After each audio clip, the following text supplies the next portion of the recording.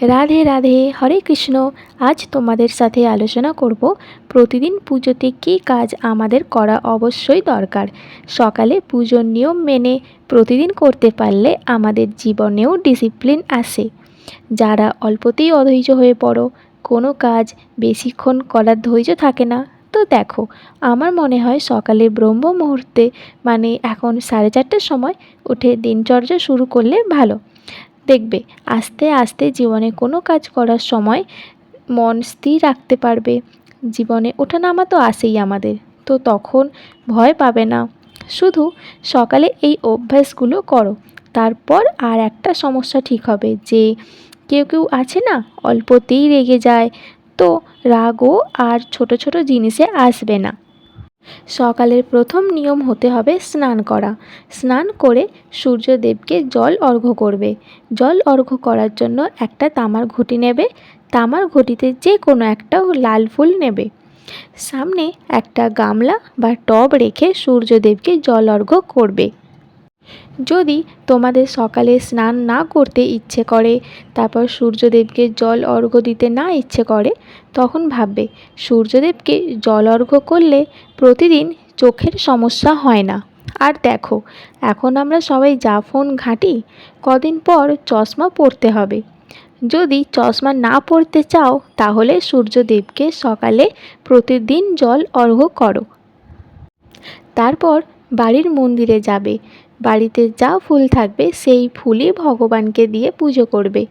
আর যখন বাইরে থেকে ফুল কিনে নিয়ে আসবে, তখন তো তার মধ্যে বেলপাতা, দূর্ব, তুলসী সবই থাকে। তো দেখো বন্ধুরা, বেলপাতা মহাদেবকে দেবে, তুলসী নারায়ণ বা কৃষ্ণ বা গোপালকে দেবে, দূর্ব গণেশকে দেবে। মা লক্ষ্মীকে বেলপাতা দিতে পারো, আর মা লক্ষ্মীর পছন্দের ফুল কিন্তু পদ্ম। মহাদেবকে আর গণেশকে তুলসী পাতা দেবে না। বাড়ির যে কোনো একজন সদস্য ভগবানকে ভোগ নিবেদন করলেই হবে। আর যদি তোমরা করো, তাহলে খেয়াল রাখবে মহাদেবকে আর গণেশের ভোগে তুলসী পাতা দেবে না। আর হ্যাঁ, যেটা বলছিলাম, বাড়ির অন্য কেউ যদি ভোগ নিবেদন করে, আরতি করে, তাহলে তোমাকে আর এইসব করতে হবে না।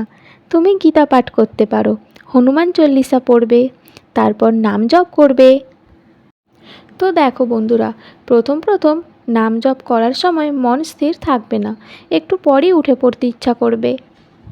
তো দেখো বন্ধুরা, প্রথমে একটা জায়গায় বসে চোখ খুলেই নাম জপ করো। চোখ বন্ধ করতে হবে না, তবে একটা সময় ঠিক করে নিও।